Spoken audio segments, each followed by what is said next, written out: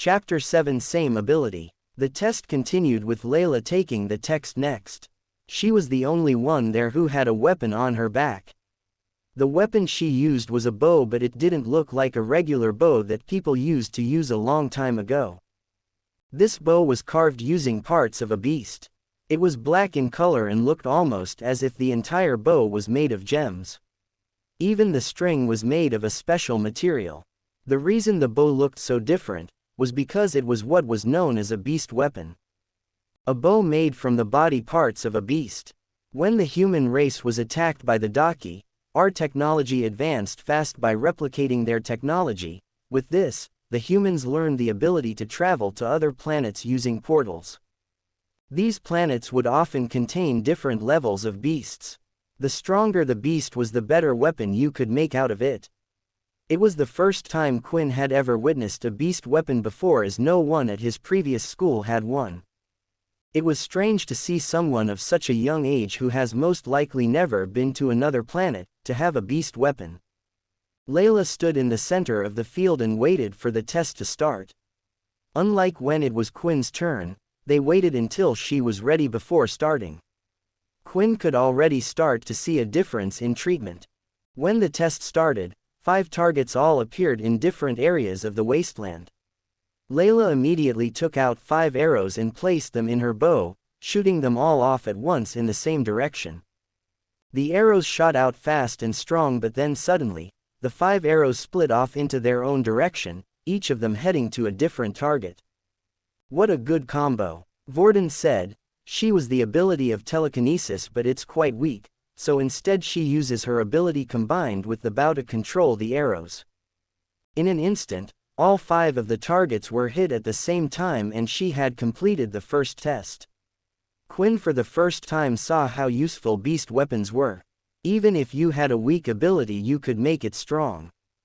Quinn wasn't completely sure what his ability was yet, but even if it just increased his stats as he leveled up, then he thought about how handy something like a beast sword or something similar would be. On the strength test, Layla didn't do so well. She used her powers to try to move her fist even faster when punching the drum, but, in the end, her score was only an 8. The last test Quinn also saw her do quite bad. When the test first started, Layla tried to use her ability on the spikes coming at her. Unknown to her because they were holograms and not the real thing, it had no effect. Meaning all Layla could do was rely on her actual body to avoid the spikes. In the end, Layla ended getting the same score as Quinn. It looks like you have the ability level of a level 2 user, Jane said, and immediately the number 2 appeared on Layla's wrist. Quinn could tell Layla wasn't happy. She stropped back as she walked over to the group. Quinn thought the test wasn't really fair. Her ability level might be that of a level 2, but when used with a bow, Quinn felt like she could have easily beaten some level 3 or 4 users. Quinn was starting to take note that the academy really did only measure the power level of your ability and not your fighting ability. The next person to take the test was Erin. She walked forward confidently without even looking at anyone else. She stood in the center of the testing field waiting for the test to start. Then, 5 random targets appeared across the wasteland. Immediately she formed an ice spear and chucked it at the target, hitting it dead on. She did this one after the other at an incredible speed, nearly clearing them all just as fast as Layla did. The next test Erin was even more impressive. She started to gather ice in both her palms, and then after a minute or so of gathering her power, a huge ice column was shot from her hands and hit the center of the drum dead on. The drum rang out louder than it had before, and the number kept going up until it had eventually reached 50. No wonder she's so confident, Vorden said. Quinn suddenly thought it was a good thing the 2 of them didn't fight, otherwise Vorden would have been a dead man. Finally, when the last test had arrived, the instructor told her she wasn't allowed to use her ability and should just dodge. Erin had no reaction and started the test immediately. She managed to do well, moving swiftly, avoiding each spike, but eventually, the machine had gotten too fast and she ended up getting hit. Impressive, Jane said.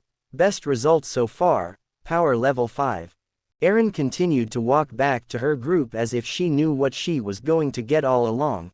Either that or she didn't really care about the whole thing. Finally, the last person to take the test in the group was Vorden. Time to show you what I got, wish me luck. Quinn had no clue who Vorden was talking to, but Quinn quickly realized it was him after Vorden gave a wink in his direction as he walked off to the center of the field. Could that idiot actually be strong? Quinn thought. Most of the time people who strong were either arrogant about their powers or kept it quiet, but Vorden was a strange person. He wasn't exactly arrogant but more flashy. When it finally came to his turn and the test had started, everyone's mouth was left wide open at what they were seeing. On every single one of the tests, Vorden had done the exact same thing as Aaron. He had used the same ability, the ability of ice, and had performed just as well. "See, I told you I was strong," Vorden said as he showed the number 5 to his new best friend Quinn. Just what was Vorden's ability, Quinn thought.